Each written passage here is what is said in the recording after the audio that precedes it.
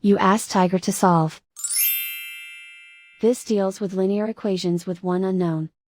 The final result is x equals 7. Let's solve it step by step. Simplify the expression. Expand the parentheses.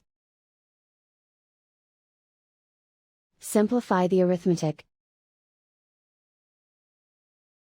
Group all constants on the right side of the equation.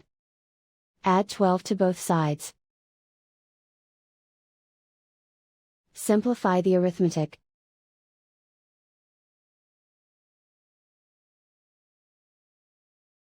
Isolate the x. Divide both sides by 3. Simplify the fraction.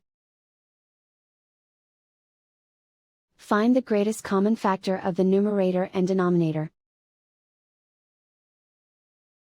Factor out and cancel the greatest common factor. And so the final result is x equals 7.